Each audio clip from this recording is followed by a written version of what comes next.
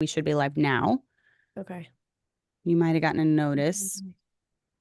Just hit okay. Mm-hmm. Okay. Yep.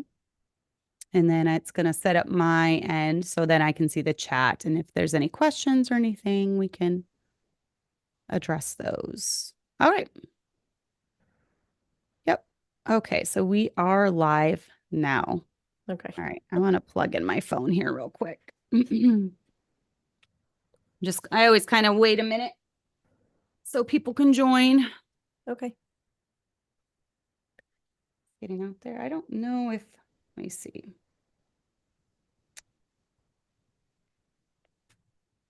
Um, that's not shown up as live. Oh, yep. Okay. It's shown up live on my end, my phone. Okay, so we can just jump into it. Everyone will start jumping in here on the chat. Okay. As many of you can see, I did not really make a big announcement. It's been a busy, busy weekend. But many of you can see I have a guest tonight. So this is Mrs. Pam Tapp. And I got to know her a couple weeks ago. We met in person for the first time. Now, you're not on social media, so I didn't know you from there at all. Right. I don't even think your husband really is, but he and my husband had talked a little bit because he found out we were coming to your area. So we had talked about going Pastor Randall's, and then we decided Pastor DeVries. And then it turns out Pastor DeVries wasn't even going to be there that week. So my husband got to fill in for him, but then you guys are really close to Pastor DeVries. So they got in touch because of that, because we were going out there. But yep, we did lots of fellowshipping, lots of soul winning together. Our girls got along really well. So Yes, they they really did. clicked. And Chloe said she's still been talking to them. Your oldest, what's your oldest daughter's name? Callie. Callie. I thought Yeah. that was that. I always get her and her sister mixed up. But go ahead and introduce yourself. I kind of want to, hear about your family, your salvation testimony, and then just how you ended up out of Kentucky, because she is a new church planter's wife. And now this topic can go along with everything when it comes to ministry, but it is geared towards pastors' wives, church planters' wives. There is something special. There's a connection that happens when you actually go through it, because what was it? 8 months ago, you had no idea, about church Yeah. planting or anything that went with it. Now you're getting a glimpse of church planting life, what it's like starting a church. And, we'll talk about all that. But first, introduce your family. Okay. So my name is Pam, and I'm originally from Shelbyville, Kentucky, which is like east of Louisville, Kentucky. Most people know where Louisville is. Mm-hmm. I have two sisters. I'm the middle child. Um, Growing up, wasn't in a Christian home. We never went to church, anything like that. And then, of course, I met Josh when I was 16, so in like 96. Mm-hmm. And we got married, let's see, in when I was 22, so 2002. We have four kids, all daughters Mm-hmm. from the ages of 3 to 16. So, um, Josh and I have been together for a very long time now, and we have four daughters. And yeah, so as far as salvation goes, I remember like in 2017, Josh had watched some sermon videos online and had gotten saved and showed me the videos. And um, I didn't get saved until later when I heard him going over the gospel. So he got, saved in 2017. Mine was a little later from his date, as just because I'd watched the same video, but um, I truly got it when I heard him preaching the gospel. So Mm-hmm. that was really good. And then I, let's see, what was I going to say? But I mean, and as far as being a new pastor's wife and the church plant, um, it's a lot that goes Yeah, it into is. it. But like with Pastor DeVries, we met him in 2019. Okay. So we've known him and Jamie, his wife, since 2019. They're very nice people. Um, they're just, you can just tell they're very kind and caring. They want to help people.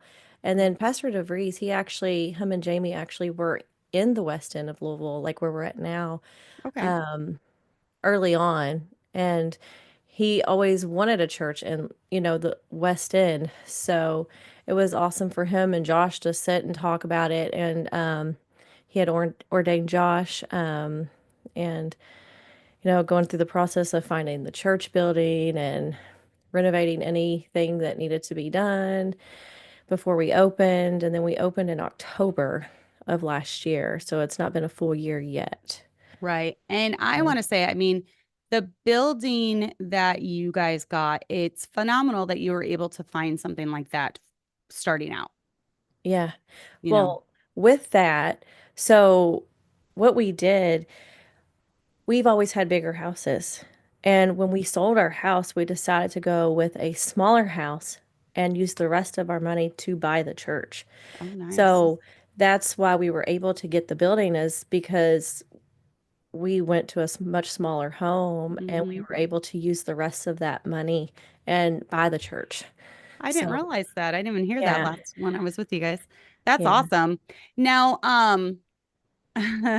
it's obviously, you grew up in Kentucky, so you're kind right. of familiar with the area, but you are in like middle of Louisville, right? So Yeah, that area. But I'm telling you, when we were out there soul winning with you guys, the soul winning is great. The soul it winning is is. great out there. I mean, it was very, very receptive. If you get someone to talk to you, chances are if they're not saved, they're most likely going to get saved, is what I Yeah, found when we were out there. that's Very, true. very friendly. I'm very receptive. So you guys are doing a great job of, you know, pounding the doors, pounding the streets, being out there, reaching the people, and you're getting them to come in, you're getting them baptized, Hmm. and you're teaching them doctrine, from the time that they are in there. And I noticed we had a couple give us some pamphlets while we were out there, and I understand why people are confused after reading those pamphlets because Mm. it was all about you have to be willing to turn from your sin. You have to like turn over a new leaf, start a new life. It was almost more Yeah, like they were turning discipleship into salvation. And so oftentimes when we would ask people, how do do you know if you're going to heaven? Well, I hope so because, I'm trying to live a good life and I'm trying to right. do this and this is what I've been told.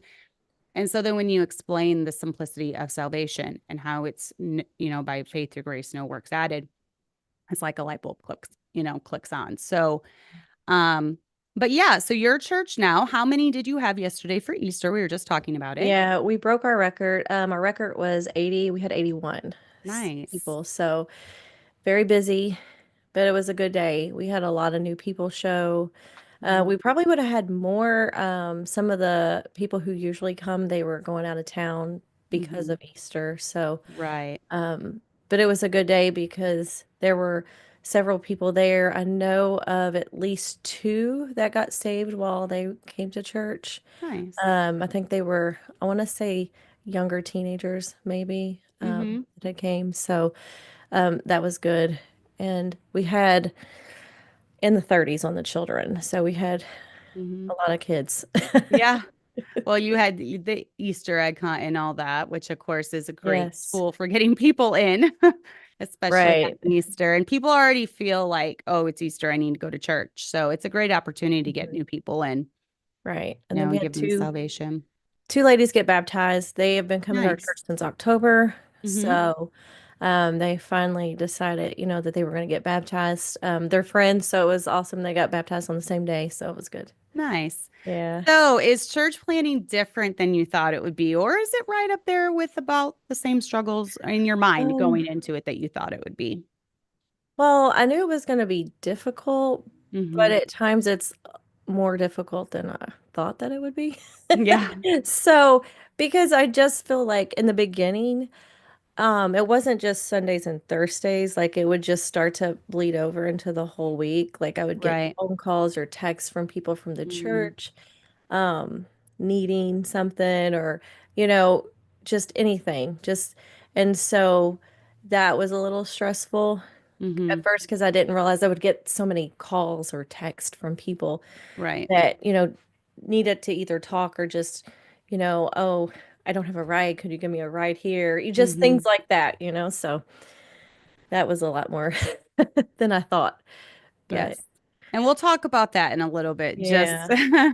setting boundaries with people. It's okay as pastors' wives. It's okay as even just anyone, a Christian in church, setting boundaries with Right. other people. So, but let's talk about the busyness of ministry life because it is extremely busy. I know for me, my plate is very full. I'm not sitting around on social media all day eating bonbons. No. As people like to claim. It's extremely busy, especially with teaching piano. Um, but when you're planting a church as a ministry wife, you have pretty much all the responsibilities if you just start with your family. Now, when you first started the church, you had a few family members that have come since day one, correct? Like Yes. immediate family. Hmm. Okay. So you did have that, which is nice. That's awesome that you had that to start off with. Yeah. With us, it was literally our family. From day one, it was us, me, my husband, and our kids. That's it. Right. And we Um, had friends like Nathan and Milana. They've been there yes. from the Yes. beginning. Very nice. So And we've had a lot of help. I'm glad that you hit on that because for us, if we were to do it over again, which we're like, no, this is our home. Like Liberty Baptist Church, that's it. This is where we'll be until God calls us home, most likely. Um, but I like that you have that because my husband has often said if we were to do it again, he would have another couple with us Yeah. because it's so nice sometimes just to be able, let's say you want to take a week long vacation with your kids, but you don't have anyone to fill in for you guys on Thursday nights. Right. You have Brother Nathan. Right. Hmm. So it's so nice having that extra person and just having the laborers there, someone to go soul winning with you. There were so many weeks that my husband went by himself in those early days, especially those first 6 months. It was him knocking the doors by himself, knocking the doors by himself. I was homeschooling the kids, doing all that. And so it's so nice to have the extra labor. But when it came to all the responsibilities when you first started, what do you think was the most daunting for you? Oh my. So because, whatever Josh needs help with, I always help him. And I was Yep. actually just talking to Milana about this, um, because I was trying to go over what we were talking about, and I'm just Mm-hmm. like, I forget about some of the things that I've done, Yeah. and Josh is like, well, don't forget you've done like you do the thumbnails for the YouTube and Yep. um but I don't I just think like with our area, Mm-hmm. people are struggling so much that it's kind of emotional at times just Mm. because like on Sunday I had a 7-year-old run up to me and was crying when Callie started to sing because her cousin who lived with them who was 17 was shot and killed. Oh And my so goodness. it's just, I think that's like one of the hardest things is dealing with that. So it's hard. Mm. That is a But good point. And see, that's one that I hadn't even I'm like my mind is more logical. So I like go to the yeah. logical things that wear us out physically. But you're so right because there is an emotional side of it too. Hmm. And even when it Yeah. comes to just counseling people that are going through things, or because my husband and I do a lot of counseling at times, I have women reach out to me, just with this ministry online, reach out to me with letters. And there is an emotional side to it. You are correct.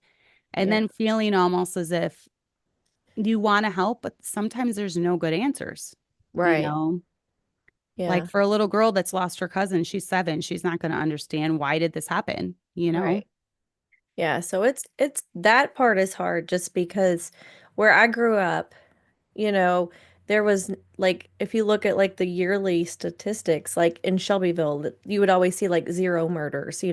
But where we're Right. at now, I just looked it up and there was like 143 homicides last year. And Wow. there's already 22 as of March, and then also 52 non-life-threatening shootings. Wow. So it's just a lot different Mhm. than what I'm used to from, where I grew up. So, but that's like their everyday life. That's Mhm. what they actually, some of them think that's how they're going to die. They just Right. assume they're going to die by gun violence. So, Right. That's crazy. yeah. That would almost be like because where you were from, it's a little bit more rural, like where we live, right? Yeah. So that would be like taking us who are used to rural country and moving us into the middle of Chicago, you Yeah. know, where gun violence is very predominant in that city, especially. Yeah. So, and I will say the soul winning in Chicago is usually good as well, Right. too. I found that when maybe it is because they live with the thought that maybe life isn't very long, Mm-hmm. because of the gun violence and things. And that's why they think about it more and they're more willing to listen to you when you ask, hey, do you know if you're going to heaven when you die? I don't Right. know. We've actually had because the apartment complex we went soul winning. Yes. Mm-hmm. So I mean, if anybody looks that up, Park Hill, Louisville, Kentucky, on YouTube, they'll just see murder, murder, murder. Like that's what it's known for. But Glad I at the didn't know that same before I went. time, well, at the same time, though, there are so many humble people. They want to Hmm. hear it. I believe if, and I hope I get this right, Milana, when we went soul winning there, I think it was her that had asked somebody, are you 100% sure that you would go to heaven? And she's like, no. And then, she said, well, would you like to know? And their answer sometimes is, I want to know before, yeah, before, I get shot or, because Oh. that's just how their mentality is. They think that Mm-hmm. that's how they're going to die. And it is sad. But like every time we've been to Park Hill, we've not had any issues. Like I Mm-hmm. know we had that one guy that was acting a little crazy, but that is not normal for when we've been Mm. over there. But I mean, it's that's how it is in Louisville all over, I guess. Yeah. But even Yeah. though he was like cussing us out and stuff, I know when your husband went towards him to give him the track and say, this is where we're from, he's like, don't come in my face. I'll fight you. Like when he started saying he was going to fight him, brother Josh just kind of backed off real quick and then nothing happened. He just turned around and walked away. Yeah. We've been cussed out before, so that wasn't even like that extreme to me. Yeah. I thought it was a little bit more humorous because Yeah. first 5 minutes we're out there, we're already getting cussed out, right? Yeah.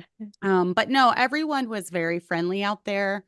Um, I Yeah. think we saw 18 salvations that day, just in the couple hours that we were Yeah. out. So everyone was very, very, very receptive and everything. Now, I always think it's funny when they tell me, they see me with the wagon, with Hannah, and they're like, be safe out there. And I'm like, oh, why are you telling me that? And they're like, oh, Yeah. well, you just be safe. Okay. But I feel like, of course, we went in the daytime, and I feel like Yeah, a lot of the, gun violence and stuff that happens at night when everybody's, starting to maybe drink or, right, and it's just that's why we go in the day right. and not at night. So we Yeah. don't go over there when it's, nighttime and try to talk to people. Right. And we're also very non-threatening. My husband tells me all the time, we'll be fine. We're non-threatening. It's when they feel threatened that they retaliate or act Yeah. out or whatever. So, and safety is of the Lord. I'm really not that worried about it. Yeah. Um, I can say that whenever I go soul winning, I don't know, I'm just not fearful of the people because, right. like I said, all the people that we, for the most part, have come across, they've all been pretty nice and they want to hear it. So Mhm. I've not had too many issues. No, that's good. So. That's good. So, you do a lot of pickups and drop offs. Now, how has that changed from the time that you started till now? Do you still run that about the same way? Have you had to be like scale back at all, or how do you balance that? So, like, for the first, I don't know, I would say the first month or so, because our first day, I want to say we had like 70 something people, but we didn't have to pick all those people up. Mm-hmm. Um, Now this past Sunday, Mm-hmm. we had 53 people to pick up. Holy Um, cow. Woo. so usually what happens is on Fridays, I will start texting our normal people that come. Mm-hmm. And and then on Saturdays, I will go back because we do a spreadsheet and I will look at who, we talked to, who might have gotten saved, and I will text them and invite them to church and say, if you need a ride, just let me know. And, I can add you to our schedule. So um, the Sunday was a little challenging, but we got it all figured out. And I was Mm-hmm. able to, because it's usually, let's see, I do pickups, Josh, his dad, and then Nathan. So we usually have at least four different people that are able to go do pickups. This Sunday, our service starts at 10. We had to start at like 9. So that way, because some of them were close together, and then Mm-hmm. one lady was like 20 minutes from the church that I picked up, or her grandkids. So that was a little further, but we don't typically go that far out. Mm-hmm. But they wanted to come, so I drove out there and got the kids. They're all teenagers. They wanted to come though, but it's I feel like it's gotten busier as far as the pickups. So Mm-hmm. I used to just do it on Saturday, and now I've started texting people on Friday, like all the, like I said, the normal people that come every week, and then on Saturday I text the new people. Mm-hmm. And usually, I don't get the schedule ready until about 7 p.m. because I get people all the time texting at the last minute, "Oh yeah, we want to come." So Yeah. I try not to send out the messages until a little later just because we always come across those people last minute. "Oh, I just saw your text. Yes, I want to come." So Right. it has gotten busier, but I still feel like it's pretty organized. We have some people that don't come to the 10 o'clock service. They just want to come to the 11 a.m. service. So that's what happened this past Sunday. I Mm-hmm. picked people up, dropped them off. My last drop off was right at 9:55 at the church. And then about 10:30 I had to go do two different pickups for the 11 a.m. service. So, Mm-hmm. um it was a little bit busier this Sunday. Yeah. I mean, for me, Sundays are busy. Like I said, Yeah. yesterday was Easter. It's busy. That's my day. I consider that my day of service to the Lord, especially. And that's kind of in my mind. That's my day to serve him. It's not a day off. Monday around the McMurtry home is kind of the day off. If you want to, we Yeah. sleep in, I let the kids sleep in. We start school later that day. Um, Normally we'll do like today, we took Allie out for her birthday, which is on Wednesday. So we do kind of more fun things, more relaxed things, um, different things like that. Now, how have you seen, you don't have babies. So your youngest is Abigail and she's 3, correct? Yeah. Okay. So you are able to do soul winning, but even that, like, I am so non-pressure when it comes to young mom soul winning. Okay. Everyone that knows me on this channel knows that. Oftentimes you're going to have to, especially if your little one is having a bad day, they're whining, they're clingy, you're going to have to stay back, but dad's able to go, right? Your older kids are able to go. What does soul winning right now look like for you with the church plant? So, okay, Josh and Nathan typically go most during the week. Uh-huh. Wednesday, I lead soul winning it's like for women only. Mm-hmm. And then the dads like kind of help watch the Oh, kids so nice. women can go. But of course, Milana just had her new baby. Right. So it was her and I going. And when it's just me and her, I typically hang out, like we go closer to our house and Yeah. not so much closer to the church because we're about 15 minutes south of the church, which is still not a great area, but it's better, Right. a safer area than around the Mm-hmm. church. So since it's just women, we typically go in the PRP area. But right now, like I took Taylor this past Wednesday with me just because Milana had the baby. But sometimes, Abigail on Sundays, if I go, she'll hang out with my sister who cannot go because she can't really walk long distances. So, Mm-hmm. my older sister's been a very big help with Abigail. Yeah. And the fact that she helps watch her on Sundays when I'm running people, getting them, taking them home and serving food. And so that's been a lot of help for me Yeah. because That is. Abigail is, potty trained, but not, if they have accidents. She's 3, right? So Abigail's the typical 3-year-old. Yep. yeah, so it just depends. I try to go on Sunday. It doesn't always work out depending on the kids who want to stay at the church without like their granny or their mom. We had some Mm-hmm. kids that want to stay for the last service and then their grandmother or something might have went home. So it just kind of depends on Sunday if I go soul winning. So usually it's Wednesday. Even once a week is awesome. Yeah. I'm just now getting back into the swing of things. I really struggled with my last 2 because they were so close. Yeah. Um, and they both been kind of high maintenance. They were both so close and high maintenance. And you have to take that in consideration because I do believe that we do what we do so our husbands are able to go out, and that's Right. part of our ministry as well. Right. So just holding down the fort and all that. Um, but yeah, we're always going into the ministry and starting the ministry, we're also responsible for any of the extracurricular activities. And I will say, there's been times in my life where we've tried something at the church, and you'll find this out too, and it just never took off. Maybe Right. because we did do a weekly woman's soul winning, but it was just too hard to do it every week, first of all. And then I felt like I would always show up, but then the ones that wanted it, they're not at our church anymore necessarily. Something would come up, or they'd be busy, Right. or I'm like, you're the one who suggested it. So here's another tip for anyone who suggests ministry things in church. If you're going to suggest ministry, make sure you put your heart and soul into it.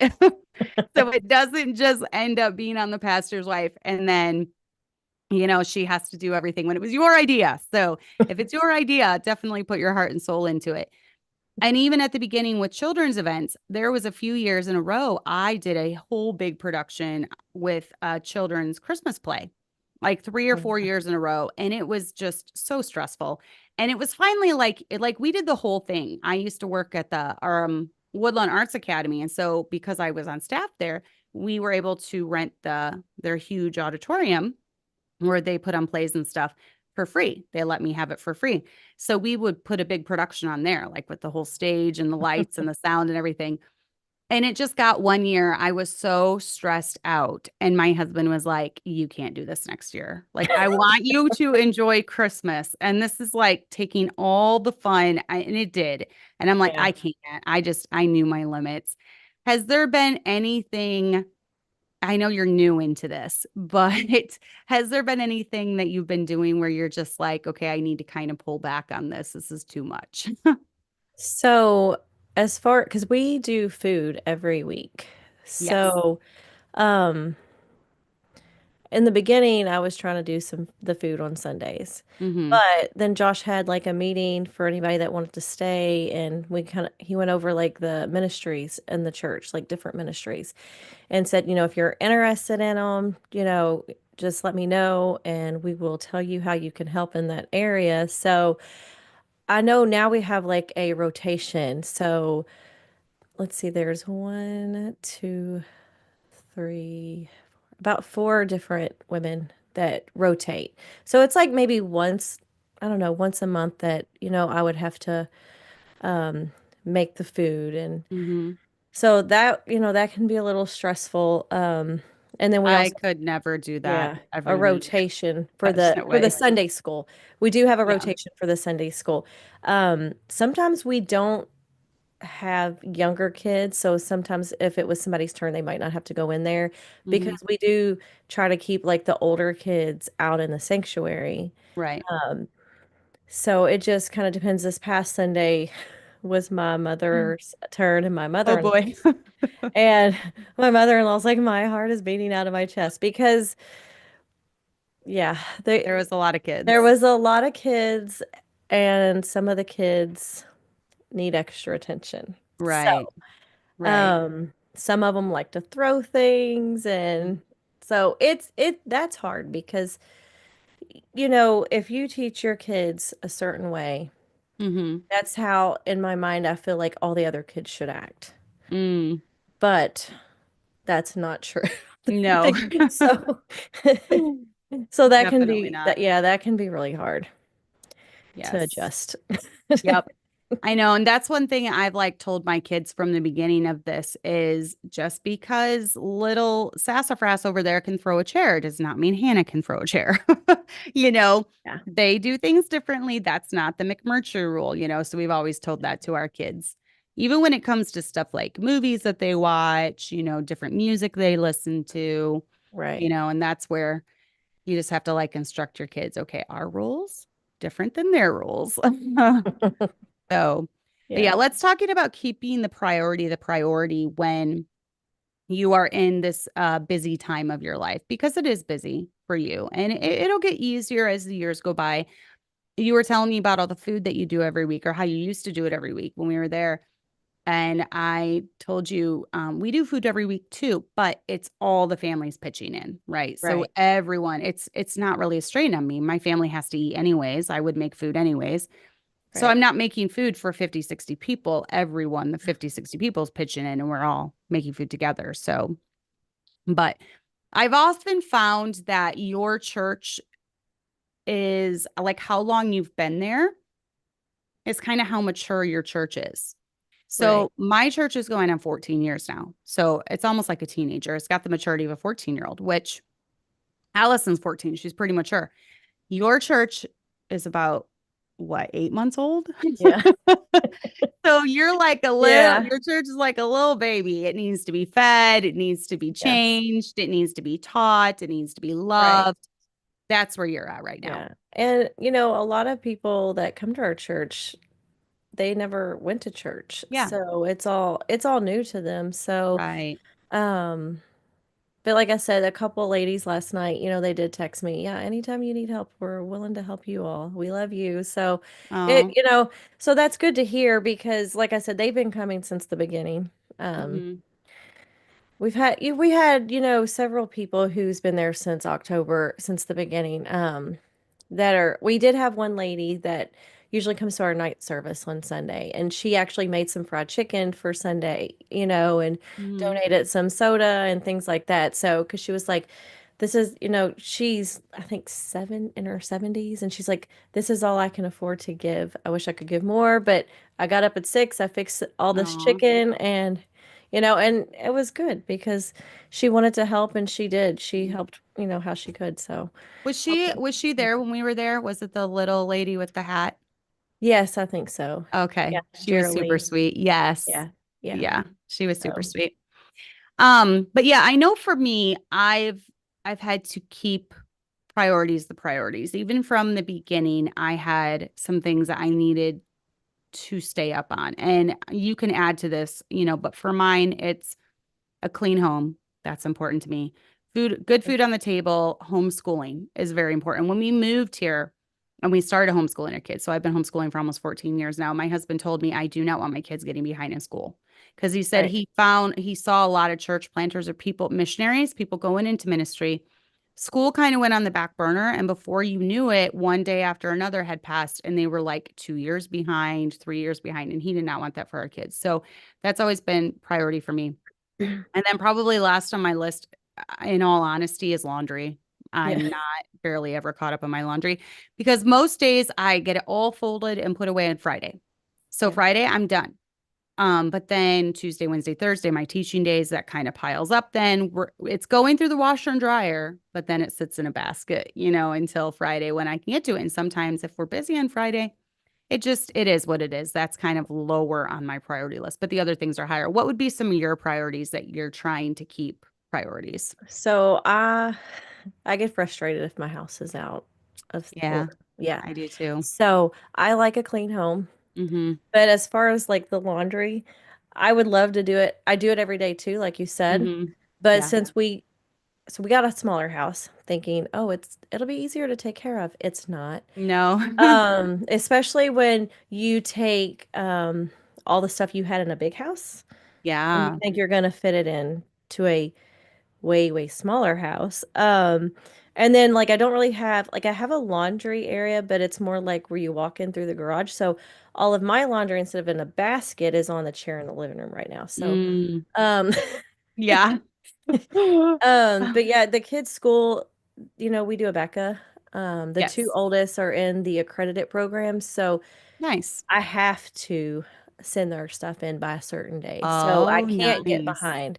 Mm-hmm. And of course, Abigail's not in school yet. She'll Mm-hmm. start pre-K in August, but and then I don't ever do the accredited with the younger ones. Right. I don't start until like eighth grade.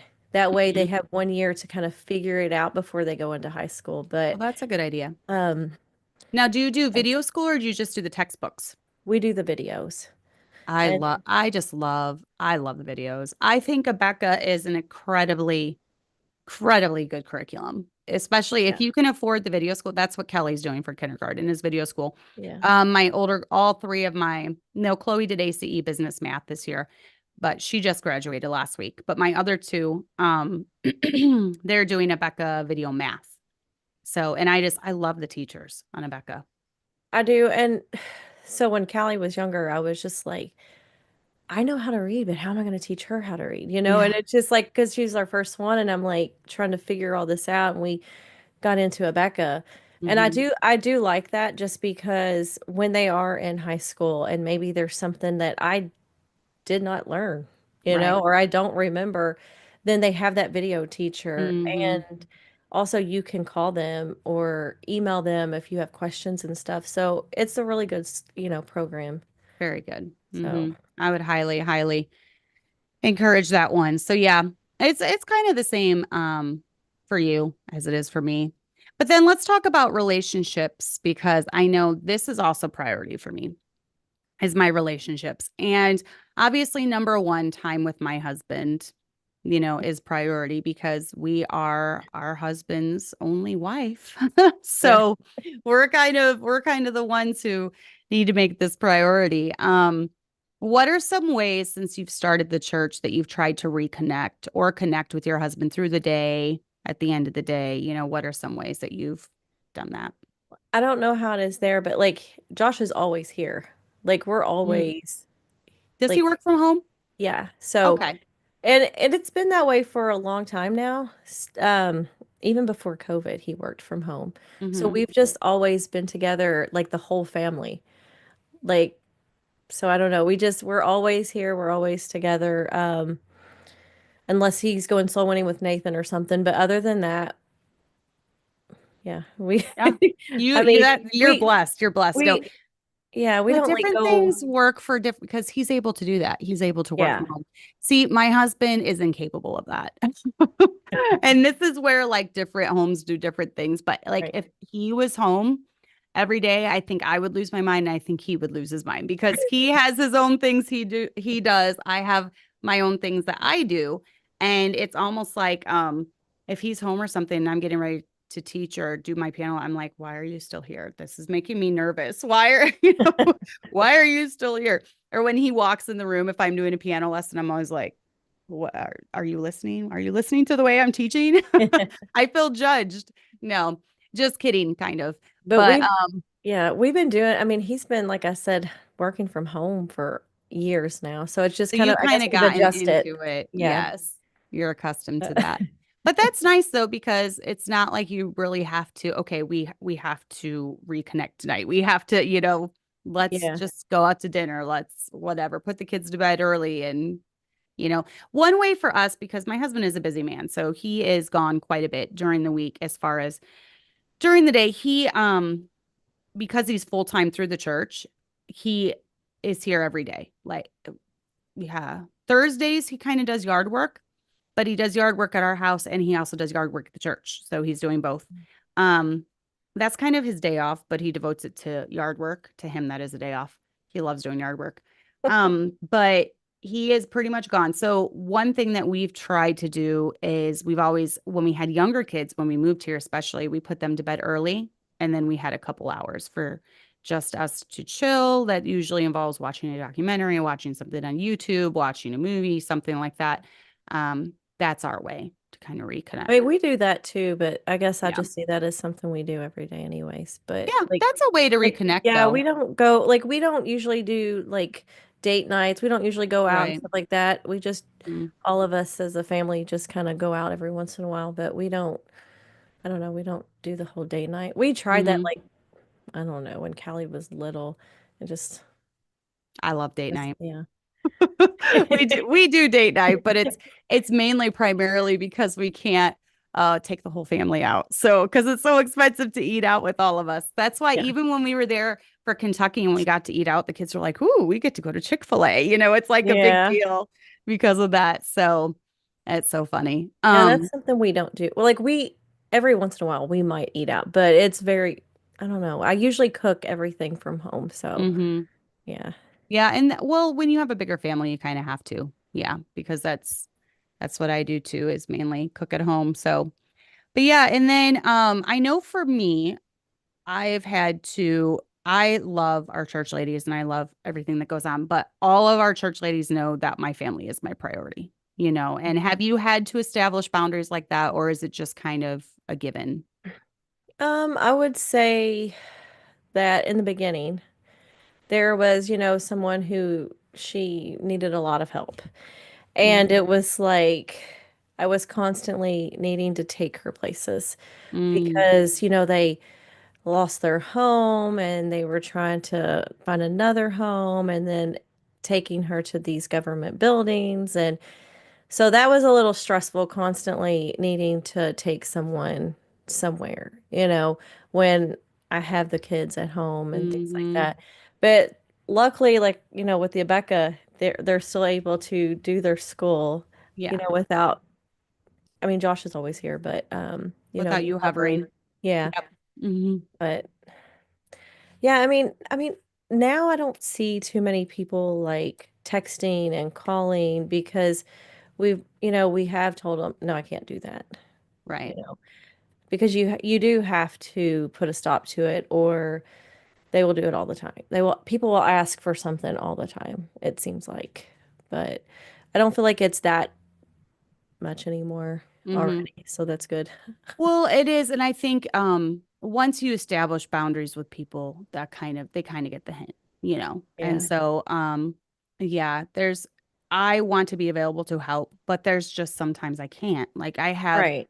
Tuesday, Wednesday, Thursday, I have set hours. I can't, budge off of those. So having a schedule does help. And I think people that want help will don't take it personal when they know it's just that way across the board, right? It's not Right. anything personal with you. It's just I Right. absolutely can't during And these I did hours. I did help her because I know she needed help. And it's just like if it was like that all the time, that would just be too much, too crazy. Yeah. But Well, in the beginning days, we had a lady that was kind of sickly, and it was just her and her elderly mom.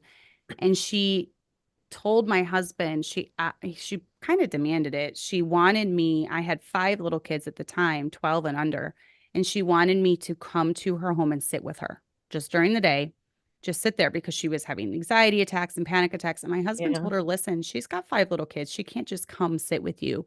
And she got very upset, and they didn't come back, yeah, after that. But it's like you have to think about your sanity and your kids and everything like that. So, let me see. I don't know if we'll even get through this whole thing, but let's go through it. I know for me, my personal walk with Christ is very important as well. And I just want to encourage anyone that's in any type of ministry, keep your Bible reading going. Keeping sin out of your life is so important. Um, praying for your church, others, your family, soul winning when you get the opportunity, and then ministries online. That's kind of the order of priority for me. What are some things that you've been sure to keep when it comes to your personal walk with Christ? so with me, if I don't get up before everybody else, and you know this, then you're not gonna get to sit and focus. Mm-hmm. Because as soon as everybody else gets up, it's mom, help me with my math. I need to go Yes. potty. So if I don't get up early or than everybody else, I also will listen to the Bible while I'm washing dishes or like doing the laundry or, whatever it is that I'm doing. Just because honestly, like yesterday, I didn't even get to hear Josh's sermon because it was so chaotic. So that's what I've been doing today. I've been listening to his sermons that I missed, but um, we'll do that. And as a family, um, we do need to get back into this. We read the Bible together, Mm-hmm. um, at breakfast, lunch, and dinner. But that is also something that I try to do. Like even if I'm not sitting, you can at least listen to the Bible, Mm-hmm. or listen to a sermon, um, which is, you're still getting the word, while you're maybe doing something else sometimes if you're so like bombarded with the kids needing you from every direction. So, I know yeah. that's what I love about technology too. Those are some good ideas. I used to listen every morning when I was getting ready to my Bible reading. I had a huge long streak, like over a year. I think I listened to the entire Bible. I find that I'm more of a visual learner though, not as much auditory. I tend to forget things if I hear it, but I remember it if I see it written down. So for me, it is better to retain it, to see it. But I Yeah. just bought a Bible devotional book today when I was at Barnes and Nobles because I really like to journal as well. So I'm determined to like get up early before them and start doing it. It's just 10 minutes a day. And Yep. I find that when I have 10 minutes a day, that just sets the tone for the whole day. Right. So, It- yeah, because I mean, as a mom, mhm. yeah, everybody needs something. You Yes. can walk into the room and everybody's saying your name at once. So, Yes, yeah. for Yeah. sure. Yeah. So then in the beginning of church planting, I think there's some important things to remember when you are in the beginning because it is like having a child. And they tend to mature in age very slowly, very slowly. And so, just remembering the long goal and then that good things take time. And what are some things you do to keep the right perspective as you're doing this? What are some things mentally or emotionally that you kind of tell yourself? Well, I was gonna say I pray a lot. Because Mm-hmm. it is hard because when you said it's like having another child, I Yes. actually said that. I think it was to my mother-in-law. I was like, I feel like I have more children Yes. because I mean, it is hard. And I mean, I do just constantly just pray. If I'm walking, or if I'm driving to get somebody, it's just like constant prayer because that's the only thing that's gonna help me get through Sundays, sometimes because it's Hmm. so busy. Like everybody doesn't just want to talk to Josh, especially the kids and some of the women. I've had somebody say, "Hey, please talk to my child for me." Oh, They're not listening. Or um the 7-year-old I was telling you about, her mom's like, "Please talk to her. She said she wants to kill herself." And oh, it's just like constant prayer because yeah, hmm, that's all I can say is constant prayer because it's hard. hmm. So, I mean, other than that, I don't really do anything else. Just I'm constantly like praying as I'm walking around or, before I talk to somebody because I think that really helps a lot. It does. It keeps Um, your perspective correct. And like, yeah. one thing I've always told myself is that while I love everyone in our church so very much, and I would be so happy with just remaining friends with them the entire earthly life that we have left. And I hope none of them ever leave. And I hope none of them ever go anywhere. Unfortunately, hurts do happen, right? And people do turn on you. And lies are said, things are, made up about you, or things are taken the wrong way or perceived the wrong way, and situations build up in their head. So I found that the thing that helps me best is just remembering why I'm in this. I'm in this to serve the Lord and to glorify Him. I'm not even in it so much. So I'll have adoration of people, or people will like me, or this is all to bring glory to God. This is all to see, lives changed for the better and to bring souls to Christ. And that's Right. why I'm in this. So that's really, really helped me keep the right mindset throughout these years because unfortunately you do see, and I've known them, bitter pastors' families and bitter pastors' kids. And I don't want my kids to be that way. I don't want them to get bitter at anyone that's left. I don't want them to hate people. I don't want them to just have this cloud of bitterness over them. So we are the ones to model that for our children, right? We're the ones to model forgiveness and just being able to walk things off and, moving forward and not dropping out of service for the Lord because of hurts. So I think that's one of the things that has helped me. Yeah, and with like the prayer, it's like I always just like pray, for me to say the right things or to be more understanding because some of the people who go to our church, they've lived, a more hectic life than I could even imagine. So it's like to pray for understanding. So, Yes. because Yeah. it's hard. Compassion, understanding, Yeah, sympathy, just because we haven't been in the shoes of right. some of the people that walk through our church. So, hey, Noah, my nephew is in the chat. Hi, Noah. Good to see you. So how do we keep from getting burned out when we're doing this?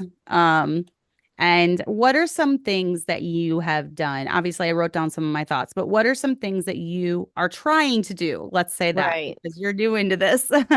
What are some things you're trying to do so you won't get burned out later down the road?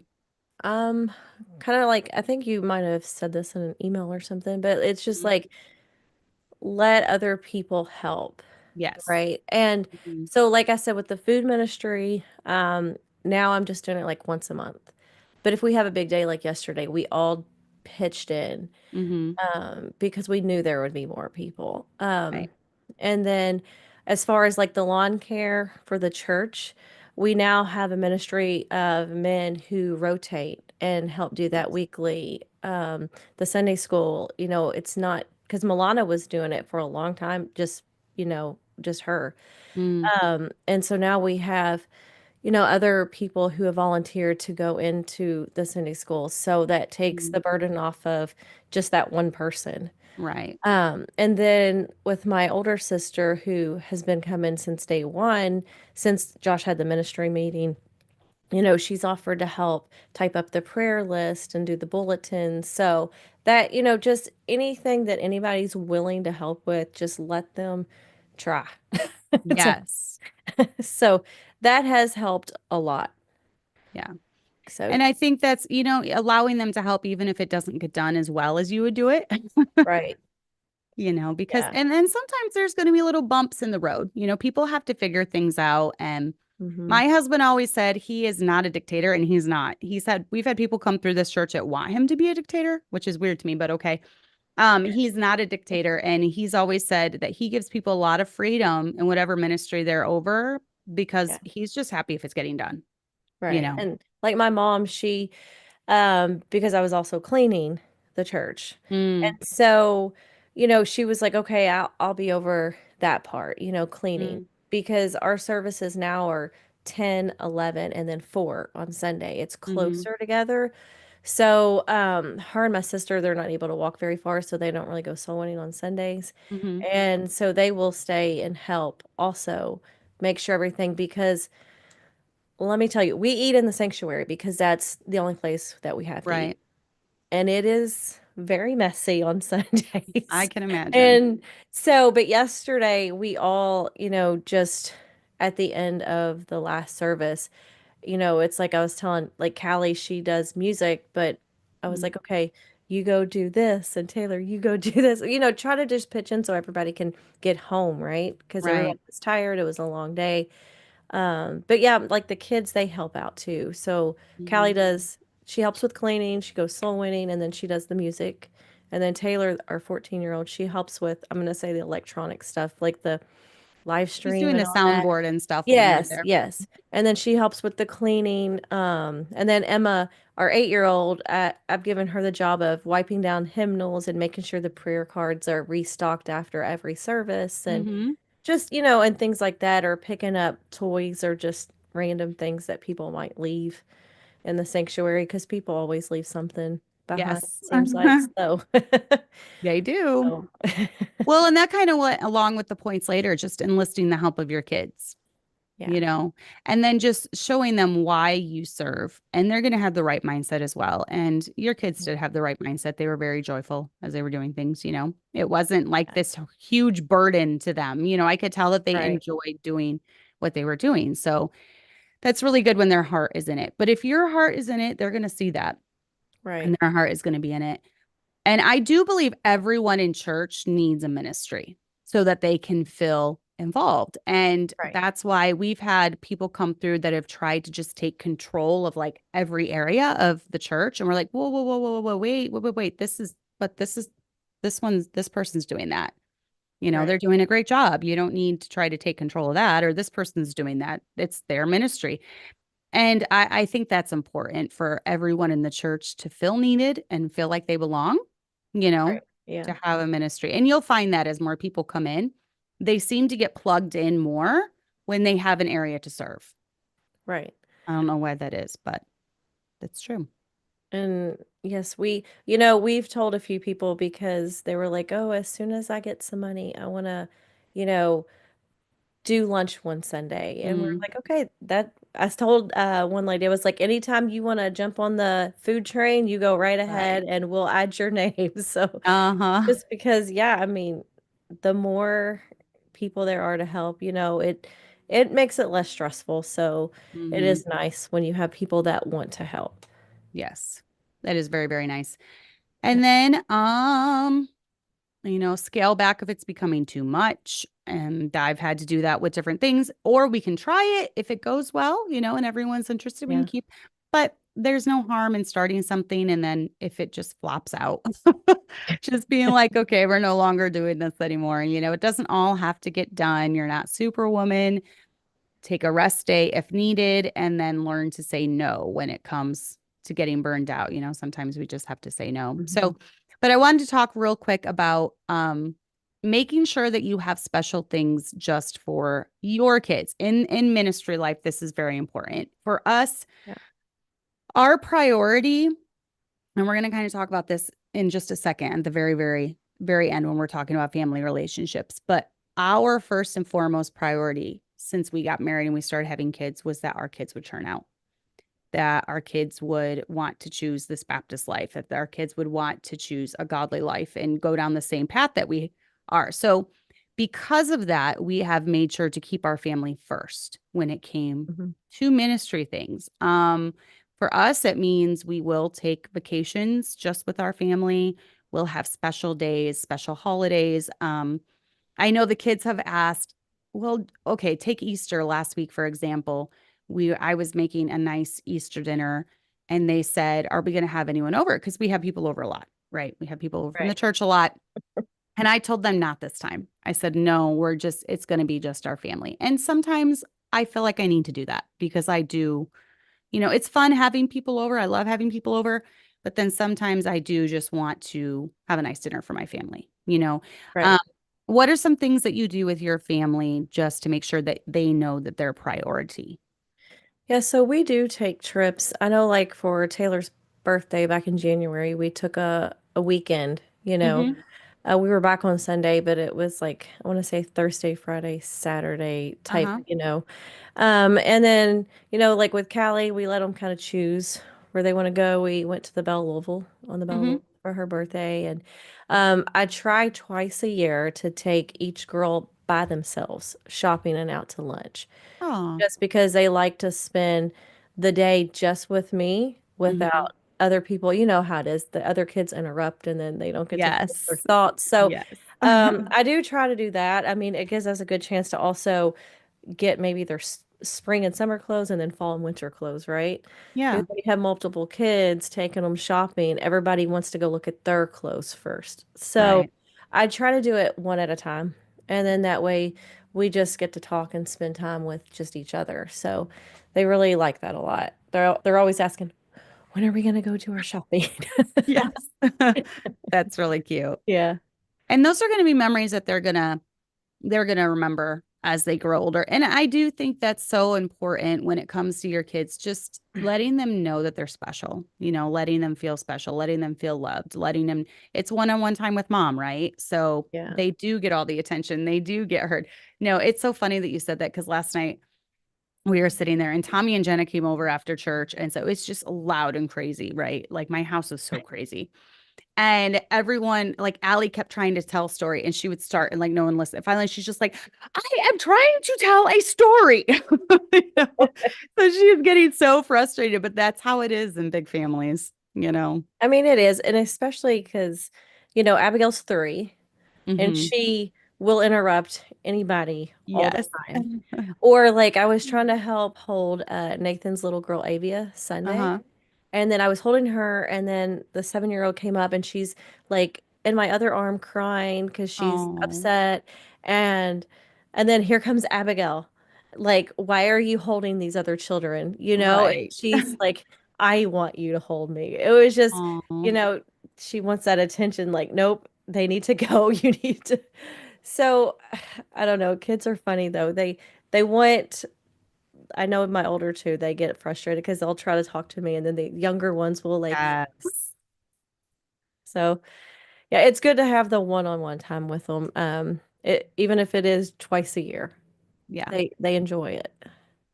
And I don't know if you found this having teenagers, older teenagers, but just about the time you get the littles to bed, like I call mine my babies, the 4-year-old and the 6-year-old, we get the babies to bed. It's like 8 o'clock, right? 9 o'clock, 10 o'clock comes along, and then they want to talk to you. They want to have that late night talk from 10 to 11 or 11 to 12, or that's when the teenagers come alive.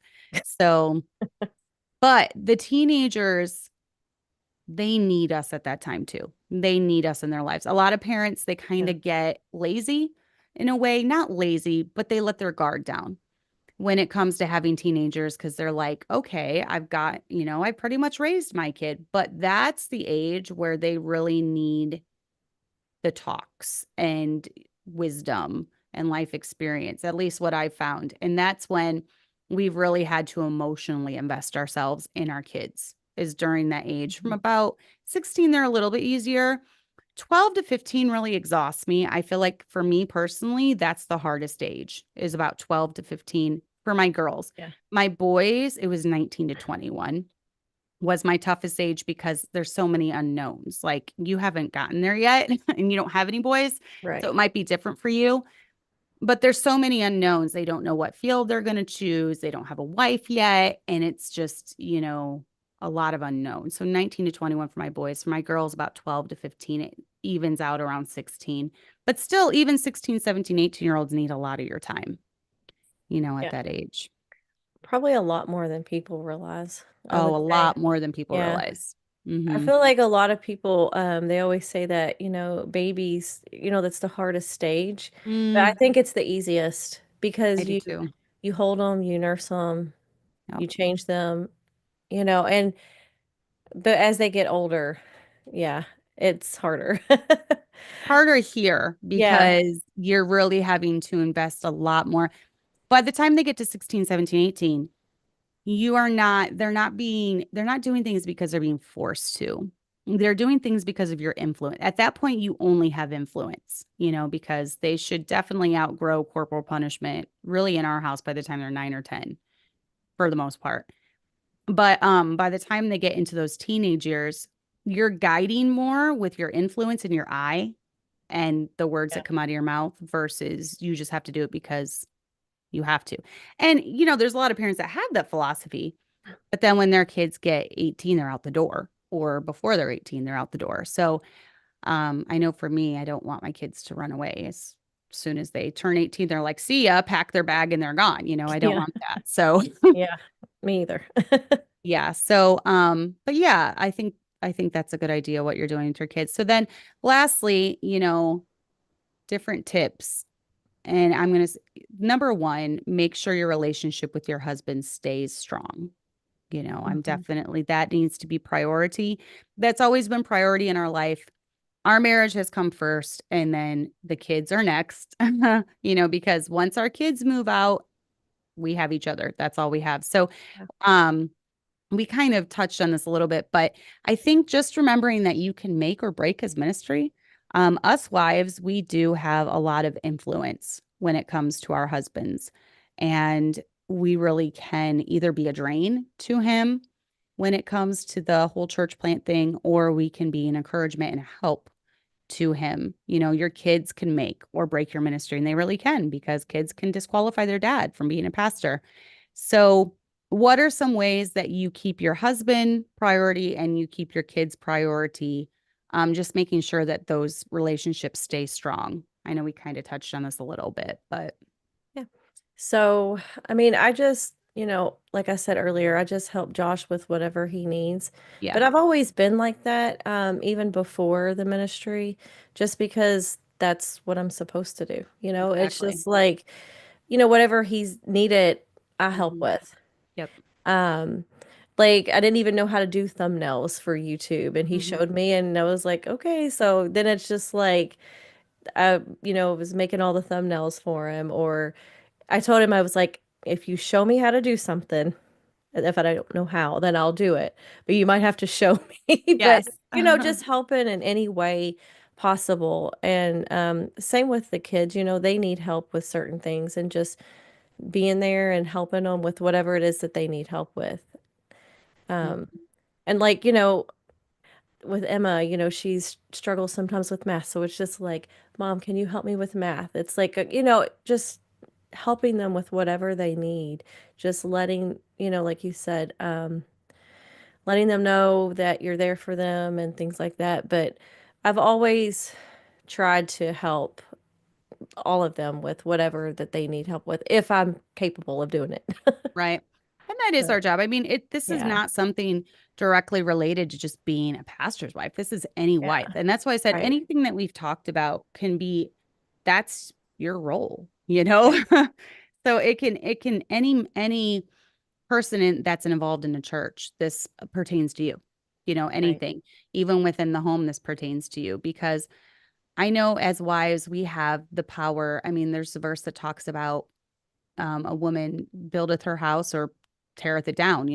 We can build our homes or we can be the opposite effect. We can also tear it down. I know one thing with us is that when I came to the realization um, that when it comes to church related things, I am completely hands off. When it comes to anything around the church, I do what he asked me to do, but I let him lead. right, I let him lead. And that's the thing with the minister wife. Just let him lead. You don't have to make any decisions regarding church things at all. right. It's his call. And it wasn't too far into it where I figured this out because, at the beginning, it is a joint effort. You moved your whole family. You Yeah, want it to succeed just as much as anyone. I mean, you have the most to lose, right? If this doesn't succeed. So obviously we want to help out. But when you figure out as a wife, like it's a very freeing thing, this is all him, and I'm going to be there and I'm going to encourage him. I'm going to do whatever he needs. But when it comes to like making calls, this is all him. right. So, and your Yeah, husband just said she is an awesome helper with everything. Without her, I wouldn't get many things done. Been together since 16 years old. yeah, a very long time. Well, and you kind of So, just fall into a rhythm of things. Like you said, there's different things that get done because I just do them every week. And it's not something right, that he's been like, Cassandra, you need to get this done. right. There's certain things that get done. There's certain things that people in the church do. Things like I remember when Miss Heidi was gone one week, I think her brother Mark were sick or something, or I can't remember, but they were gone one week. And if I get murdered, I feel like I heard someone coming in the church. I hear noises out there. It's kind of scary. Oh no. Um, but one week they were gone and the offering plates always get brought over here into the office when the men count the offering. And she always takes them after the morning service and she'll put them back in time for the evening service. And she wasn't here that week and it didn't get done. And so it's like, I noticed the men coming down to take the evening and I'm like, somebody's go get the offering plates. I like, so someone one of the kids went Right. in and got the offering plates and took them back. And it's because everyone kind of has their own role, right? And a lot of people do it without any fanfare, or she's probably embarrassed that I told that story. But yeah, Miss Heidi, we missed you that week because we forgot to put the offering plates back out there. So, and she's always just done that every week. And the week she wasn't there, I noticed because it didn't get done. And I feel like as wives, the best thing that we can do is just kind of silently be in the background supporting our husbands, just Right. letting him know. And you're going to have battles, you're going to have a lot of battles, but you're already finding out. Sometimes you're going to go through a battle that you have no idea without God's help how you would get through it. And it's during those times, as long as everything is good at home, your husband will be okay. You know, Yeah. your husband will be okay. And so that's when you need to be his calm. And I think it's this way for every marriage, no matter what your husband's going through. If he's not a pastor, let's say it's just his job and he's going through a rocky time. If you're holding down the fort and there's peace at home and there's calm at home, he's going to be okay. Because we went through a big battle 2 years ago. And I just remember my husband saying, even though all this stuff was going on, my family was doing good. My kids were doing good. My wife loved me. Things at home were so smooth. And that's really all that mattered to me at that time. So I definitely think as long as you're his biggest cheerleader and you keep things held down really well at home in a smooth running machine, he'll be fine. So What are some ways that you try to have a peaceful home for your husband? I know he's there all the time, but Yeah. Um, so it just depends because, kids fight and yeah, um, you know, it just I don't know. We just try to do our normal daily things, and if something comes up, we just try to deal with it. It just I don't know. Yeah. Because if you sometimes, and your yeah, husband are rock solid and you're happy, that's going to trickle yeah, down to the kids too, right. for sure. When you have a good relationship, when there's not constant throwing javelins at each other, Right. fighting, screaming, kicking holes in the wall. If you're not doing that, Yeah. it's going to be good. Yeah. Yeah. I mean, I don't, yeah, I would say like our biggest thing is, just every once in a while when the kids, they get on each other's nerves and they fight or whatever, but that just happens, That's in every everybody's family. home. Yeah. Yeah, So, that's every but family. yeah. For sure. And then just being a fountain when it comes to things around the church, things with your husband and not a drain. I've actually known ministry wives who they've been so much of a drain, their husband had to quit because they said, "You choose between the church or you choose me. If you don't choose me, I'm walking away." And we hold that ability to do that to our husbands, in our hands as wives. So, if you had any advice to give to someone that's about to go into church planting, for the wife specifically, just in the 8 months or so that you've been doing it, what are some things that you've learned? What would be your biggest takeaway, your biggest tips of advice? Definitely pray about it. Talk to other people who are already doing it so you truly realize like what you're getting into. Yeah. Um, and then just, like you said, just make sure that your all's bond is strong Hmm. because it is time consuming Hmm. um and draining. So, Hmm. It's the hardest thing we've ever done. Um, you have expectations going into it, right? So for us, we just thought we'd be running 100 after year one, you know? Well, it took almost, let's see, it's 2025. He went full time in 2020. So he's been full time for 5 years now. So it took 9 years before he was able to go full time in the ministry. And there was a lot of ups and downs. When you're church planting, it's almost like giving birth. There you go like one step forward and then two steps back, and then one step forward and then two steps back. And just finally right when you're like, okay, this is how I pictured it in my mind. Then chaos happens and someone get mad and causing right. problems and then you're like, okay, we're back to square one now. So it is very much that. But I think as long as you know you're in God's will, because for us there was no question. Just with things that happened, we knew God wanted us here. And I know that's happened in your guys' life. The path that you took to get to where you are now, it was very apparent God was in it. So when you know that, that definitely helps. Like there's no question, Right. and I know that's happened with you guys. And then two, when you do have people supporting you, which is so huge. You have family members and you have the other couple Hmm. helping.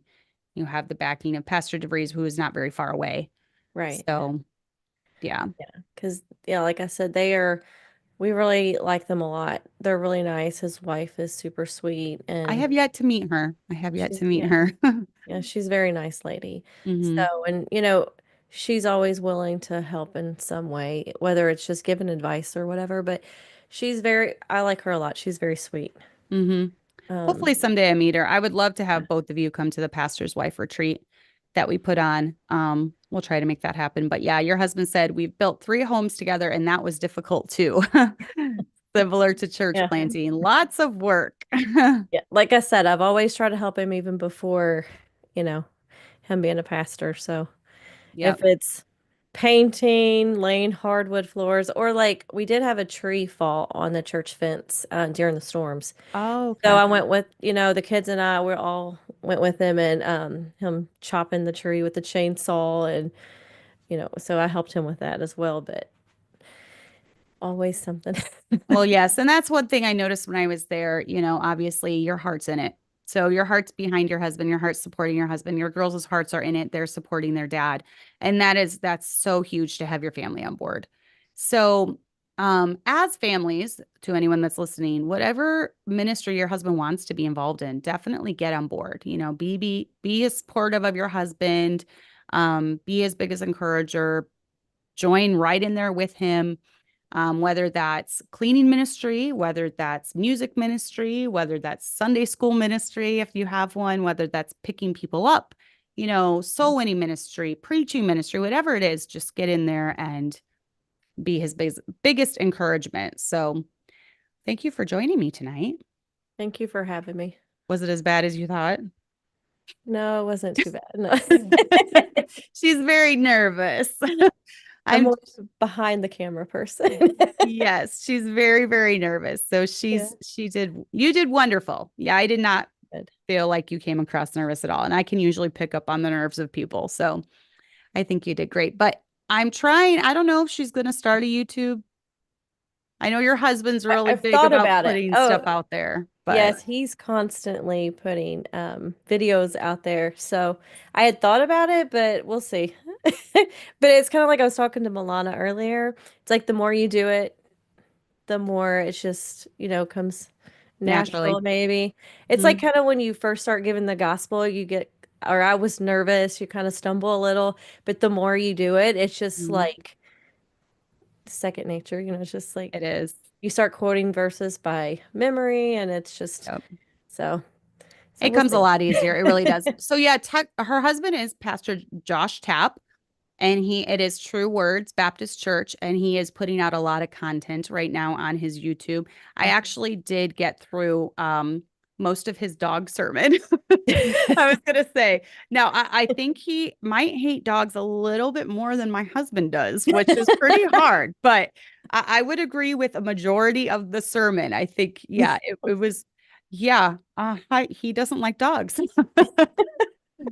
But I feel like any soul winner doesn't like dogs because you see, Yeah, yeah, you like skip the house with the pit bull, that's like right. lunging at the door. You're like, oh, well, that might have cost them Yeah, from hearing the gospel because right. you hear about all the pit bull attacks. But no, definitely check that out. And then if you're in the Louisville area, give their church a visit. They actually have a, very nice church building that they were able to purchase. So we really enjoyed our time there. So it's a nice part of Kentucky there, right in the heart of Kentucky. So, anyways, but thank you for coming on and check that out. And if she ever gets a channel, I'll put it out there. She's not even on social media. So, my nephew asked, what about cats? My husband does not like cats either, but he puts up with them because I have two cats and they kill mice. So, because they kill mice and they serve a purpose, he doesn't mind the cats. I mean, he does mind them, but he loves me, so he allows the cats. So do you Yeah. guys not have any pets at all? No. No. No, Uh-huh. we had gotten the girls some fish. Okay. Um, and they lasted like a week.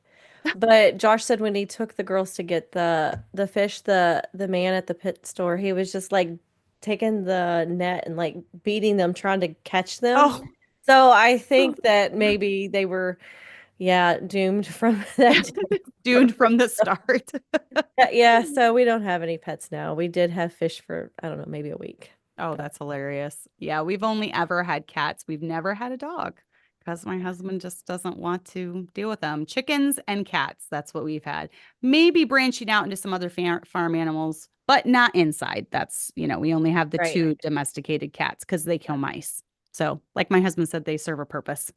Yeah, we did have a farm, and we did have cows and chickens and a goose and Oh, things like that. nice. But yeah, no pets right now, no indoor pets. No So indoor. Yeah. yeah, I'm funny about that though too. Mhm.